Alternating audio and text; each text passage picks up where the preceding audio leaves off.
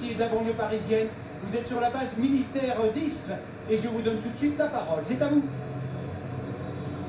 Oui, Gilles, alors moi je me trouve sur cette base aérienne 10, sur cette passerelle juste, l'entrée juste devant la porte de cet Airbus à 330, vous voyez derrière moi, 60 mètres d'envergure, 200 tonnes, et lui aussi il a été en première ligne pour transporter ces malades du Covid-19, pour essayer de désengorger lors d'évacuation sanitaire les hôpitaux du Grand Est. Alors il y a eu 6 rotations, 36 patients qui ont été transportés. La particularité de cet avion, c'est un hôpital volant. Comme vous le voyez, ici il est en configuration, dans le jargon de l'armée, on appelle ça configuration Morphée. Ce sont des lits de réanimation qui permettent de transporter des blessés très graves. Alors cet avion, il est tout neuf, il a été finalement pensé au début pour transporter des blessés de guerre sur des terrains extérieurs. Ses premières missions, il les a faites en France pour transporter des civils, des malades du Covid-19, pris en charge par une équipe soignante, des militaires, des soignants, justement de services de santé des armées, comme le major Yannick. Alors expliquez-nous, là vous avez finalement mis en place un petit peu une simulation pour nous montrer comment ces patients étaient transportés en fait.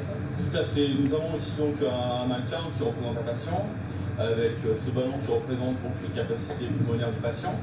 Nous avons différents matériels intégrés sur ce module.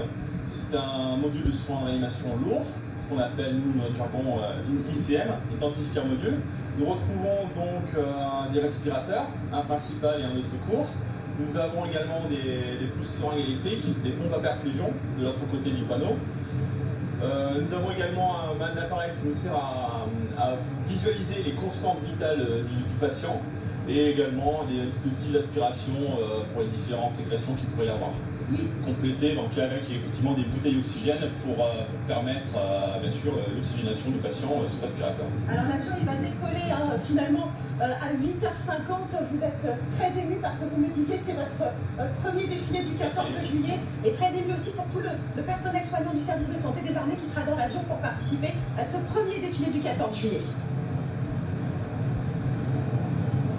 Merci Linda. Et oui, un défi.